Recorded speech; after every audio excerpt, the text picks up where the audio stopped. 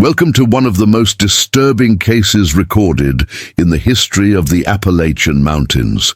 Before we begin, I invite you to leave in the comments where you're watching from and the exact time you're listening to this narration.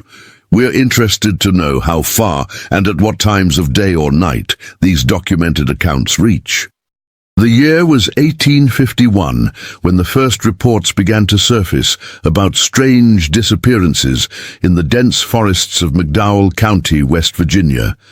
Wealthy landowners, those who ventured too deep into the mountain hollows, would sometimes vanish without explanation. Local authorities initially attributed these disappearances to the treacherous terrain, steep ravines, unexpected sinkholes, and the unforgiving wilderness that had claimed many lives before. But as winter approached that year, a pattern emerged that could no longer be ignored. A pattern that led back to a man whose name was barely whispered in proper society. A former slave who had escaped into the mountains and was rumored to have developed an uncanny ability to make those who pursued him simply disappear. The first documented case involved a landowner named Thomas Hale, whose family owned a substantial tobacco plantation on the fertile valley floor. According to county records discovered in 1962, Hale had reported the escape of a slave identified only as Elijah in July of 1851.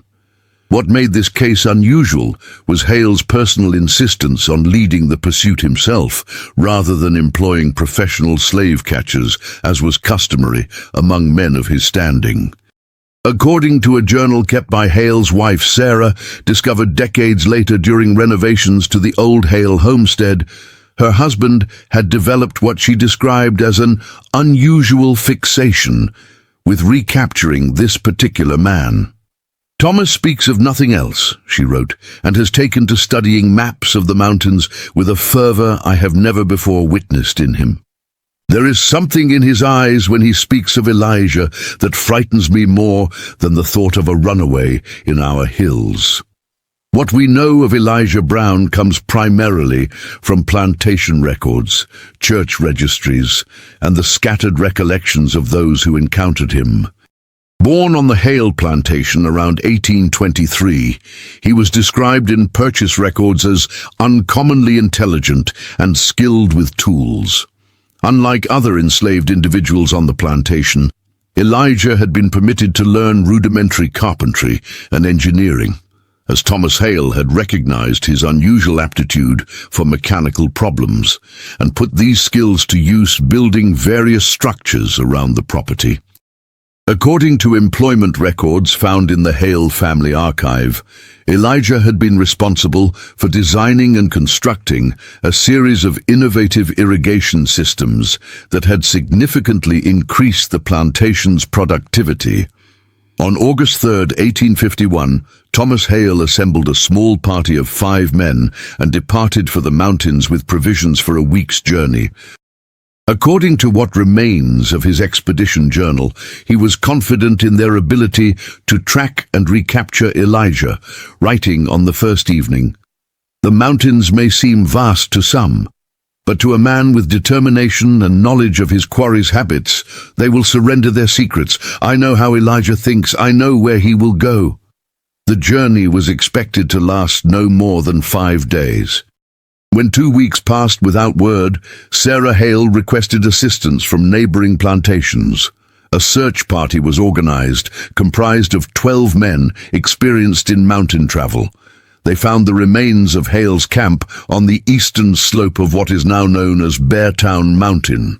The site appeared to have been abandoned in haste, with personal belongings and provisions left behind. Of Thomas Hale and his companions, there was no trace. The search continued for nearly a month before being abandoned as winter approached. Sarah Hale would later write in her diary that she had dreams where she heard her husband's voice calling from inside the mountain itself, as though the earth had swallowed him whole, yet kept him living within its belly. Throughout the winter of 1851 and into the spring of 1852, rumors began to spread through McDowell County about a solitary figure occasionally glimpsed on the mountain ridges. A trapper named Josiah Miller, whose account was recorded in the McDowell County Register in March of 1852, described encountering a complex system of ropes and pulleys attached to the trees near Bear Wallow Gap, fashioned with such ingenuity that I stood in admiration for some time before realizing the grim purpose such a device might serve. By summer, the story of Elijah Brown had transformed from a simple case of a runaway slave to something that kept the plantation owners in the region awake at night. Local hunters reported finding strange configurations of branches and rope that they initially mistook for animal snares, but which seemed designed for much larger prey. Some began to avoid sending their overseers or slave catchers into certain parts of the mountains. Others doubled their efforts, offering substantial rewards for the capture of the man now referred to in private correspondence as the Mountain Man. What is particularly notable about this period is how the tenor of the written records changes. Letters between plantation owners, preserved in the State Historical Archives, begin to reference Elijah not as property to be recovered, but as something approaching an adversary to be feared. One such letter, written by plantation owner Frederick Wilson to his cousin in Richmond, states, "I no longer believe we are hunting a mere runaway. The devices discovered in the hills suggest a mind of considerable sophistication. Johnson's boy, who returned from the last expedition, spoke of paths that lead to nowhere, of sounds that draw men forward only to cease when approached, of ingenious traps that appear designed not to kill, but to contain. 3 more men went missing last week after following what they believed were human tracks near the old sulfur spring. I begin to wonder if we have underestimated what we face in those mountains." In the autumn of 1852, a slave catcher from North Carolina named Ezekiel Monroe arrived in McDowell County with a reputation for never having failed to retrieve his quarry. His methods were reportedly brutal but effective, and he brought with him a team of 6 men and a pack of trained hunting dogs. County records indicate that Monroe was hired by a consortium of local plantation owners, including relatives of the missing Thomas Hale, who by this time was presumed dead. Monroe spent 2 weeks preparing for his expedition, interviewing those who had known Elijah and studying what limited maps existed of the more remote mountain regions. On October 12th, Monroe and his party set out with great confidence, publicly declaring that they would return within 10 days with either Elijah Brown or proof of his demise.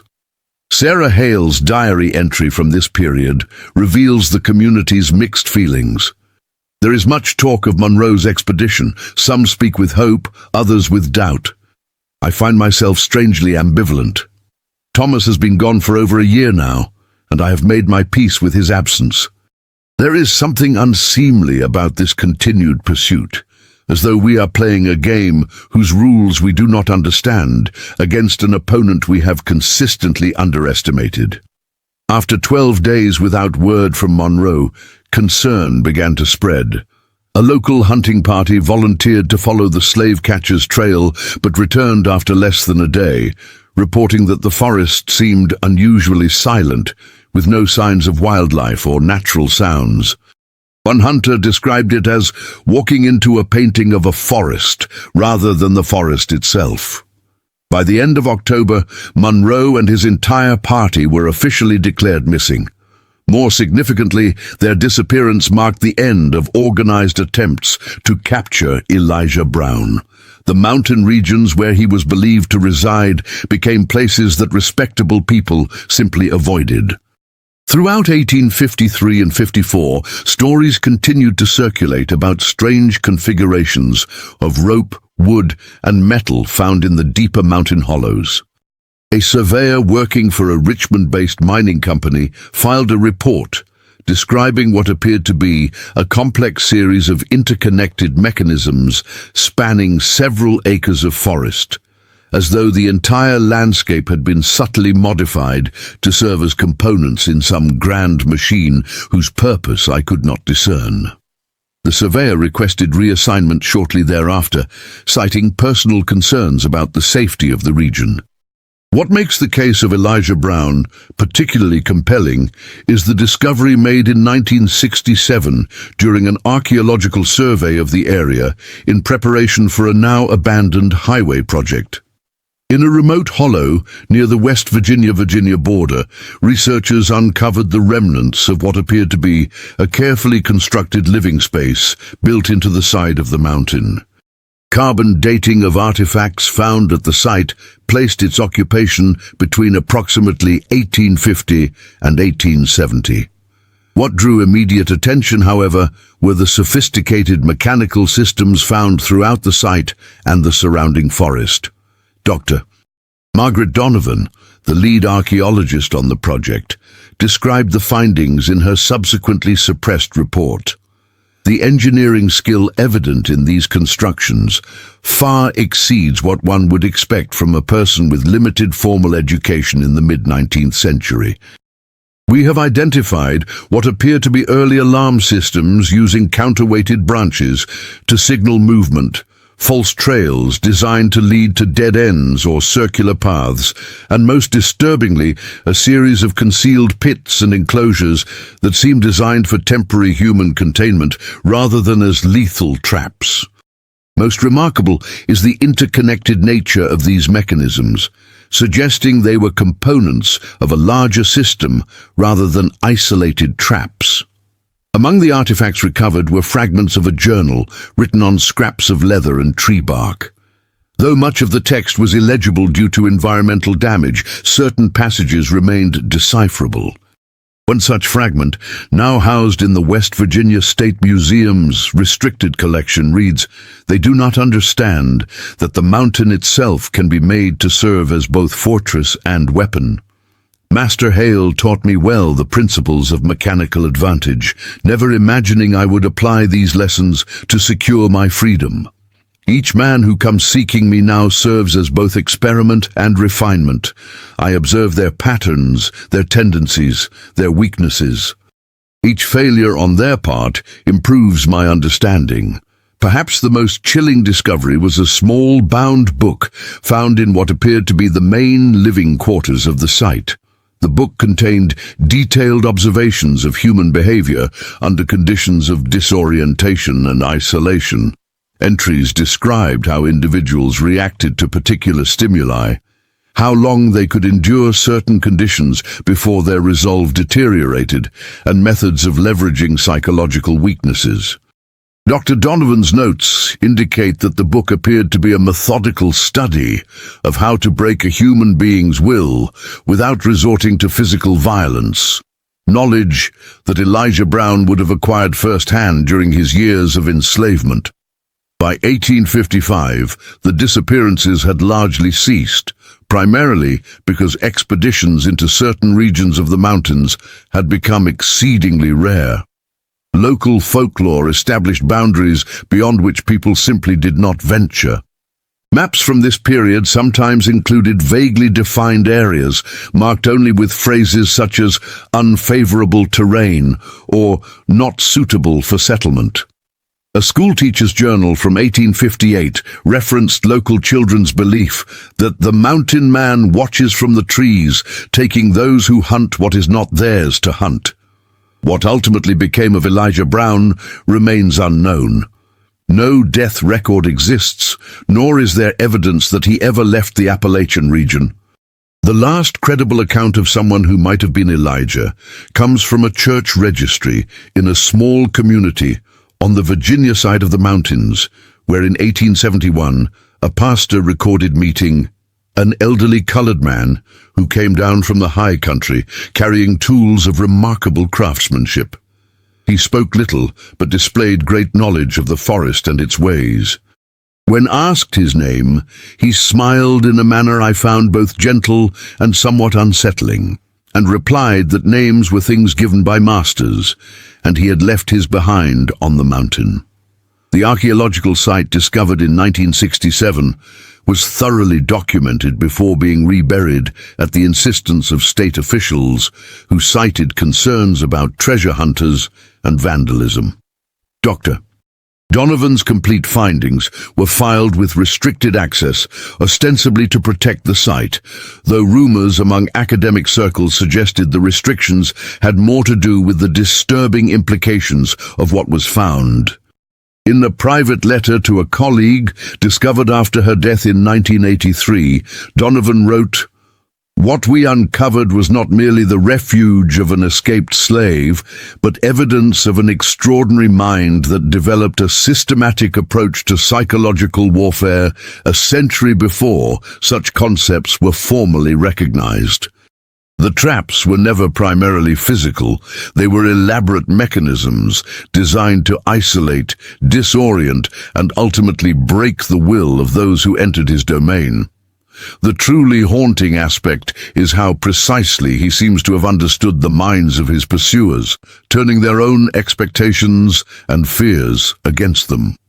In 1859, Sarah Hale sold the plantation and relocated to Philadelphia, where she lived with relatives until her death in 1876. Her final diary entry regarding her husband reads simply, "Today, I finally accepted the papers, declaring Thomas legally dead. 8 years seems sufficient time, even for a man of his determination. I sometimes wonder if he found what he was looking for in those mountains, or if what he sought found him instead. There are nights when I still dream of him, not calling out as before, but sitting quietly in a dark place, as though waiting for something only he can perceive." Local histories compiled in the early 1900s contain occasional references to strange configurations of branches, rope, and metal found in the more remote hollows, though most were attributed to the peculiar geological formations common to the region or to the creative interpretations of isolated mountain communities. In 1958, during timber surveys in the region, workers reported uncovering a series of unusual structures built into the landscape, including what one worker described as a kind of wooden machinery that seemed to grow from the trees themselves. Company records indicate that work in the area was abandoned shortly thereafter due to unsafe ground conditions, though personal accounts from workers suggested the decision had more to do with a collective unease that developed among the crew. One worker's letter to his family, preserved in a local historical collection, mentions feeling watched from every direction and hearing sounds like wooden gears turning inside the mountain itself.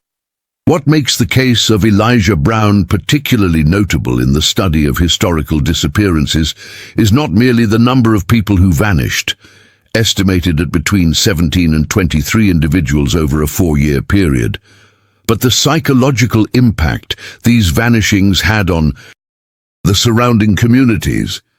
By this time, the story of Elijah Brown and the disappearances had largely faded from public memory, preserved primarily in family histories and local folklore.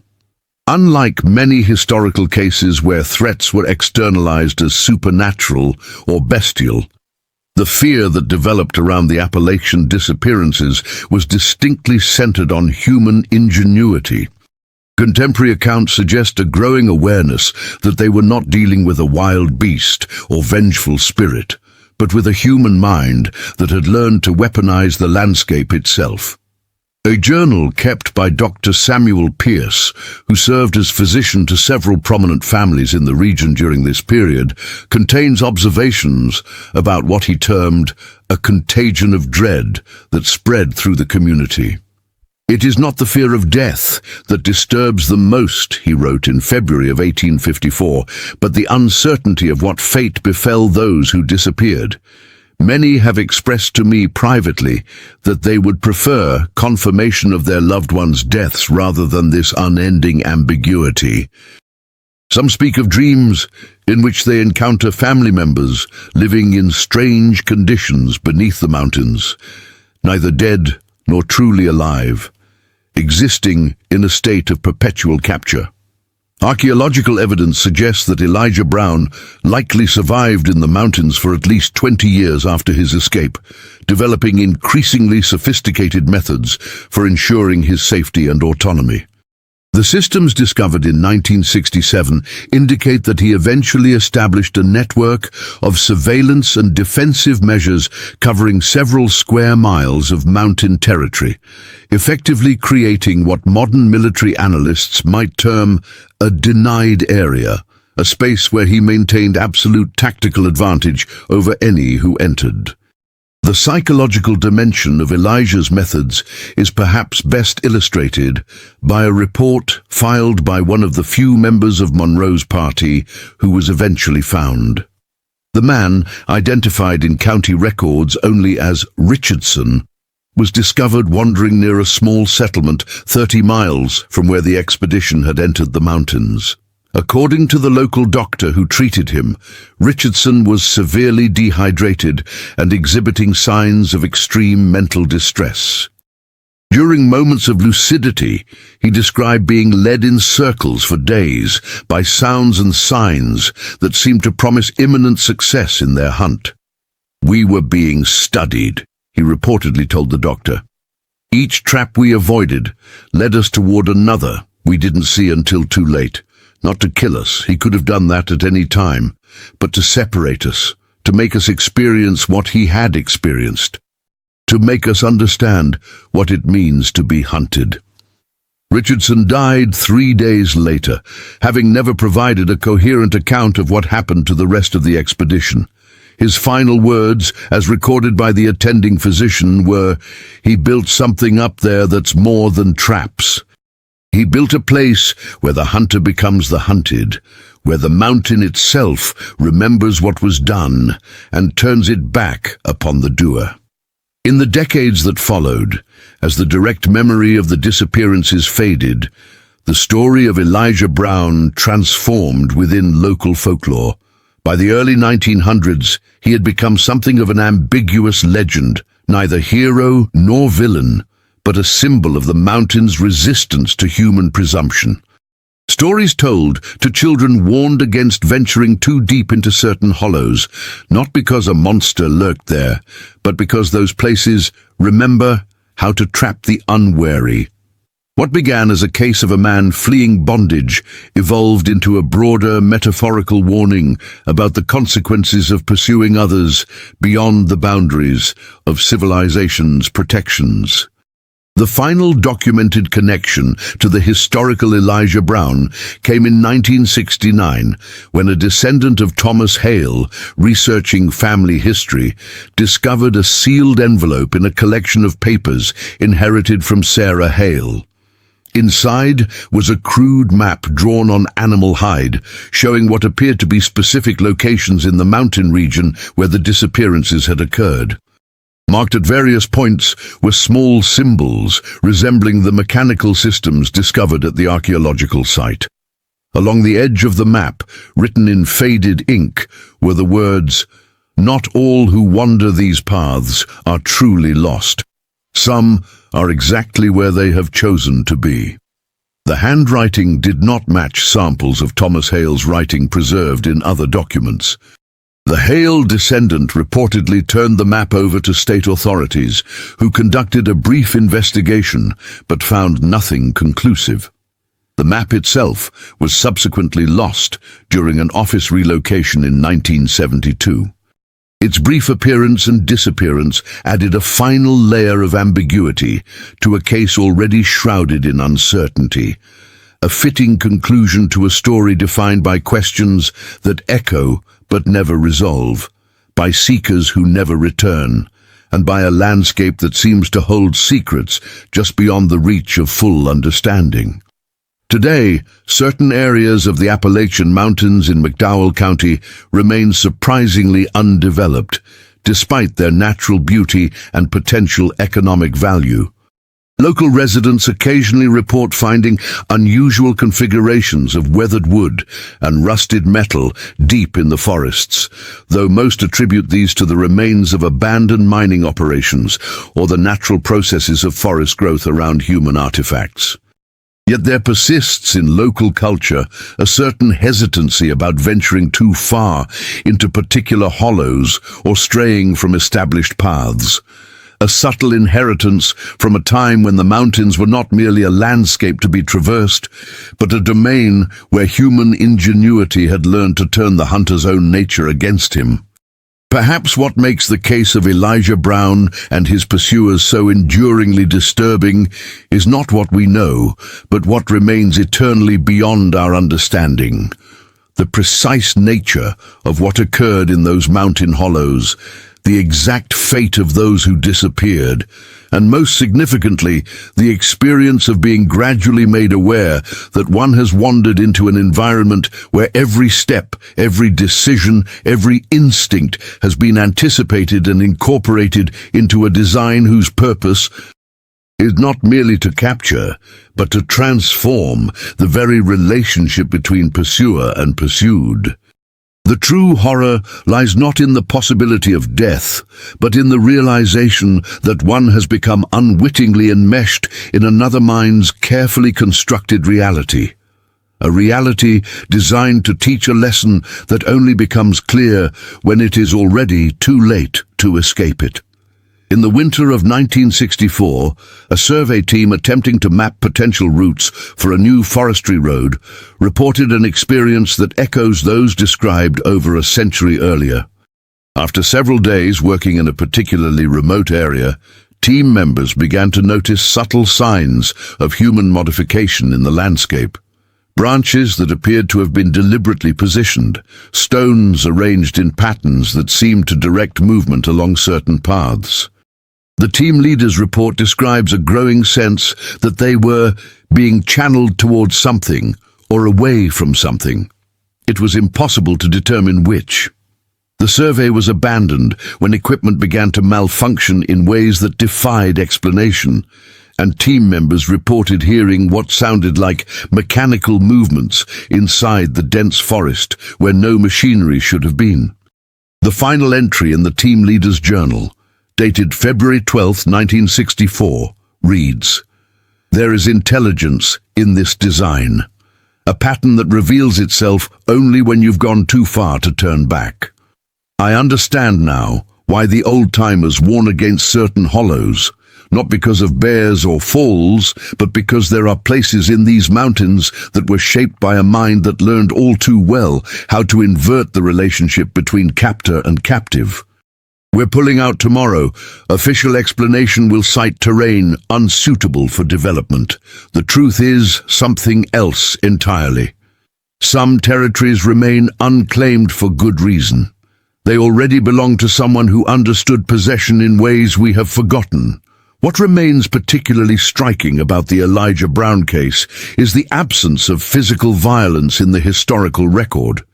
Despite the disappearance of numerous individuals over several years, not a single body was ever recovered, nor was there evidence of conventional attacks or killings. This absence itself becomes a central element of the psychological horror that surrounded the case, the complete uncertainty about the fate of those who vanished. In the words of historian Dr. Eleanor Jenkins, who studied the case extensively in the 1950s, the terror that gripped these communities wasn't rooted in confirmed atrocities, but in the yawning void of information. There is something uniquely disturbing about a threat that leaves no bodies, only absences. Local folklore preserved in the McDowell County Historical Society's archives include stories of strange sounds sometimes heard from deep within certain mountain hollows, rhythmic creaking and groaning, described as resembling the operation of large wooden machinery. One account, recorded from an elderly resident in 1938, describes hunters occasionally hearing what sounded like great wooden gears turning beneath the earth, particularly after heavy rains had saturated the ground. These stories persisted well into the 20th century, long after any direct memory of Elijah Brown had faded from public consciousness. In 1868, a geologist from the University of Pennsylvania, conducting a survey of the region's coal deposits, reported discovering what appeared to be an elaborate system of wooden channels and reservoirs built into a steep hillside. His notes describe the construction as ingeniously designed to collect and redirect rainwater to power what must be mechanisms concealed beneath the surface. The geologist attempted to investigate further, but was prevented by local guides who refused to remain in the area after sundown.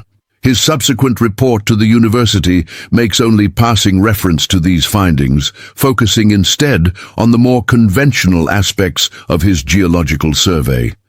Perhaps most unsettling are the occasional reports, spanning more than a century, of lone travelers encountering an elderly black man on rarely used mountain paths.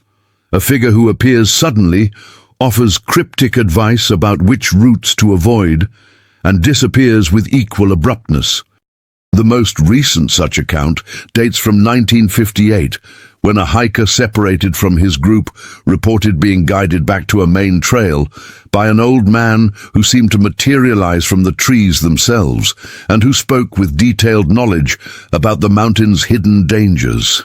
The description, an elderly man carrying finely crafted tools and speaking with unusual formal precision, bears striking similarity to accounts dating back to the 1870s. Historical researcher James Whitaker, who spent 3 summers in the region between 1965 and 68, attempting to piece together the full story, concluded his unpublished manuscript with an observation that captures the enduring power of the case. What Elijah Brown created in these mountains was not merely a series of traps for those who pursued him, but a living legacy of psychological warfare that continues to resonate in the collective consciousness of the region. He transformed a space of vulnerability into one of power, inverting the very dynamics of pursuit and capture that had defined his existence. In doing so, he created something that transcended his individual lifetime, a system that continues to operate on both the physical landscape and the psychological terrain of all who encounter it. The archaeological evidence suggests that Elijah survived into at least the 1870s, gradually expanding and refining his network of surveillance and defensive mechanisms throughout a significant portion of the mountain region. What is particularly remarkable about the constructions discovered in 1967 is their durability and integration with the natural environment. Many of the mechanisms were designed to be maintained and partially powered by natural processes. Rainfall, seasonal growth of vegetation, even the movement of wildlife through the forest. Dr. Donovan's suppressed report noted that some components appeared to have been regularly maintained until at least the early 1900s, suggesting that someone, whether Elijah himself or others who came after him, continued to preserve and operate the system long after the initial disappearances had ceased. The psychological impact of the disappearances extended far beyond the immediate region. A letter from a Richmond businessman to his associate in Charleston, dated May 1855, references the troubling situation in the western mountains and expresses concern about the implications of a man of servile status developing such formidable means of resistance. The letter goes on to suggest that details of the case should be carefully controlled to prevent the spread of dangerous ideas among the general enslaved population. This attempt at suppression appears to have been largely successful in formal historical records, which contain remarkably few references to the case, despite its significant impact on the region. Correspondence preserved in various historical collections reveals that by 1855, the case had become a topic of uneasy discussion among plantation owners throughout Virginia and the Carolinas. However, oral traditions within both Black and Appalachian communities preserved the essence of the story, often transforming Elijah into a figure of almost mythic significance. Not a vengeful killer, but a symbol of ingenious resistance against overwhelming power. In some versions recorded by folklorists in the early 20th century, Elijah is described as having learned the language of the mountains themselves, enabling him to bend the forest to his will and make the hills rise up against those who meant him harm. The journal fragments recovered from the archaeological site provide tantalizing glimpses into Elijah's own perspective.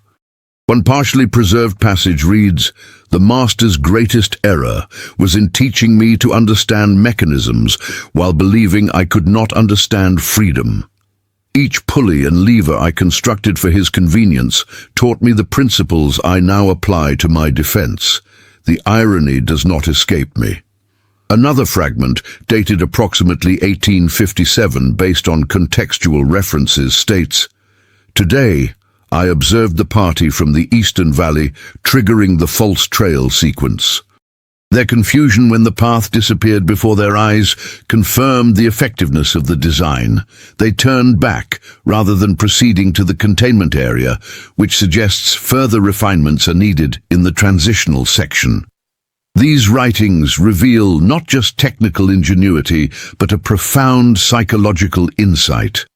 Elijah appears to have developed a sophisticated understanding of how fear operates in the human mind, particularly the fear of the unknown and unseen. His systems were designed not merely to capture or repel intruders, but to create an environment of pervasive uncertainty and disorientation, conditions he himself had experienced during his years of enslavement, now weaponized against those who represented the system that had oppressed him. Dr. Whitaker's research in the 1960s uncovered several accounts from descendants of enslaved individuals who had known Elijah on the Hale plantation. These oral histories, passed down through generations, described him as a man of few words but intense observation, who watched everything, remembered everything. One account relates that Elijah had been forced to design and build various restraint devices used on the plantation, an experience that would have given him intimate knowledge of how confinement affected the human psyche, knowledge he would later invert in his mountain domain.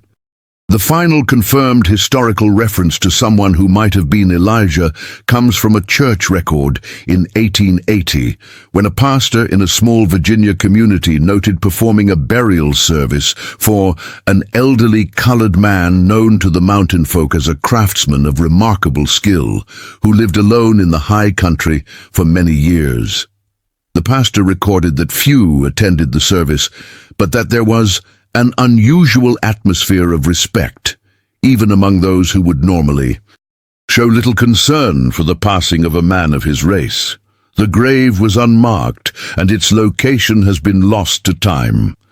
In 1969, shortly after the archaeological findings, and shortly before his own death, Dr. Whitaker conducted an interview with an elderly resident of McDowell County, who claimed his grandfather had once encountered Elijah in the mountains sometime around 1875. According to this account, the grandfather, then a young man hunting in a remote area, became disoriented and feared he would not find his way back before nightfall. He reported being approached by an elderly black man who seemed to appear from nowhere and who guided him to a vantage point from which he could reorient himself. Before departing, the guide allegedly told the young hunter, "Remember that these mountains have learned who belongs here and who does not. They have become very good at making distinctions." The elderly resident concluded his account by noting that his grandfather had refused to hunt in that region ever again, despite having previously favored it. The story of Elijah Brown and his mountain domain represents a unique intersection of historical trauma, human ingenuity, and psychological warfare. Unlike many historical horror narratives that rely on supernatural elements or explicit violence, the terror in this case emerges from a subtle inversion of power dynamics and a profound uncertainty about the fate of those who disappeared. It speaks to a form of resistance that operates not through direct confrontation, but through the strategic manipulation of environment and perception, turning the very landscape into both witness and weapon. For modern visitors to certain remote areas of the Appalachian Mountains, there remains a subtle but persistent sense of being observed, of moving through a landscape that holds memories beyond human understanding. Hikers occasionally report finding weathered wooden structures that seem to serve no obvious purpose, or paths that appear well-defined but lead nowhere. Local guides still warn against venturing too far from established trails in specific hollows, particularly as daylight wanes. These warnings are generally attributed to practical concerns about rugged terrain and the dangers of becoming lost. But beneath them runs a deeper current of unease, a collective memory of a time when the mountains themselves seemed to conspire with one man against those who pursued him. In 1968, a forest ranger patrolling a rarely visited section of what is now part of the Monongahela National Forest reported finding a small clearing containing what appeared to be the remains of wooden machinery, gears, pulleys, and counterweights crafted from local hardwood and worn smooth by decades of operation. According to his report, the mechanisms seemed designed to be triggered by disturbances in the surrounding forest, potentially alerting someone to the presence of intruders. The ranger noted that despite the apparent age of the constructions, certain components showed signs of much more recent maintenance. His request for a more thorough investigation was denied by regional authorities, who cited budget constraints and higher priorities elsewhere. He describes feeling an acute sense of trespassing in a place that, despite being public land, retained a powerful sense of private ownership.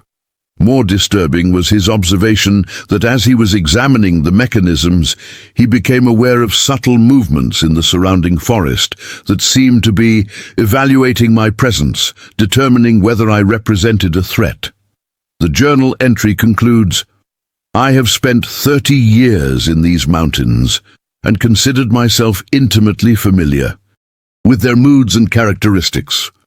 The ranger's personal journal, donated to the State Historical Society after his death in 1989, contains a more detailed account of the discovery. "Today, I discovered I have been permitted to know only what something older and wiser has allowed me to know." Perhaps the most fitting epitaph for Elijah Brown comes from the fragments of his own journal, in a passage dated approximately 1860 based on contextual references. "They came to these mountains believing they were hunters, pursuing prey. I have constructed a reality in which that certainty is systematically dismantled. Each mechanism, each false trail, each moment of disorientation serves not merely to protect me, but to educate them in the nature of captivity. Some begin to understand in those moments when they realize they have been moving not of their own volition, but according to a design they cannot perceive. It is in that moment of understanding that they experience what I experienced for 27 years, the knowledge that one's movements, choices, and destiny are controlled by another's will." Today, certain areas of McDowell County remain surprisingly undeveloped, despite economic pressures that have transformed much of the surrounding region. Local residents speak of these areas with a mixture of pride and unease, territories that have resisted the encroachment of modern development through a combination of rugged terrain and what one elderly resident described in a 1992 oral history project as a certain unwillingness to be claimed. Development projects in these areas have a curious history of encountering unexpected difficulties. Equipment malfunctions, surveying discrepancies, workers reporting feelings of disorientation or being watched. In 2001, a team from West Virginia University attempted to conduct a comprehensive archaeological survey of one such area, using modern technology to map subsurface anomalies that might indicate historical human activity. Their equipment detected what appeared to be an extensive network of underground structures and tunnels spanning several acres. However, when excavation began at the most promising site, they discovered only natural geological formations. though several team members reported that the formations had an unusual quality of appearing almost deliberately arranged, as though natural processes had been subtly guided over time. The project's lead archaeologist, in a presentation to colleagues that was notably absent from official publications, described the experience as encountering a landscape that actively resists investigation, that seems to shift between revealing and concealing according to some logic we could not discern. The survey was abandoned after 3 weeks, ostensibly due to funding constraints, though internal communications suggest a growing unease among team members about what one described as the palpable sense of intrusion we felt, not as though we were unwelcome visitors, but as though we were unwitting participants in an experiment whose parameters we did not understand. For those who study the intersection of landscape, memory and power, the case of Elijah Brown represents something profound. A rare historical instance in which an individual transformed not merely their personal circumstances, but the very nature of a territorial space, inverting established power dynamics so completely that the effects continue to resonate more than a century and a half later. It suggests that landscapes can become repositories, not just of events, but of intentions, participants in human dramas whose roles extend far beyond passive setting. As we conclude this exploration of one of Appalachia's most disturbing historical cases, we are left with more questions than answers. Questions about the precise fate of those who disappeared, about the extent and nature of Elijah's domain, about whether the systems he created truly could have continued to function long after his death. Perhaps it is fitting that these questions remain unanswered, that the story resists complete resolution, just as certain hollows in the mountains continue to resist complete exploration. In that uncertainty lies the true power of the narrative, a reminder that some territories, both geographical and psychological, retain their secrets not through supernatural agency, but through the profound imprint of human will and ingenuity turned toward the singular purpose of never being captured again. The final word might best be left to Sarah Hale, who in 1868, 15 years after her husband's disappearance, wrote in her diary, "I dreamed of Thomas again last night, not calling out or trapped as in previous dreams, but sitting quietly in a small wooden room, his expression one of perfect comprehension. Around him were mechanical devices of a design I did not recognize. He looked directly at me and said, 'I understand now what he wanted me to understand.' When I asked what he meant, he replied, 'What it means to belong to another's design.' I woke with the peculiar certainty that somewhere in those mountains Thomas still exists, not living as we understand it, but preserved within a system designed to teach a lesson that has no end."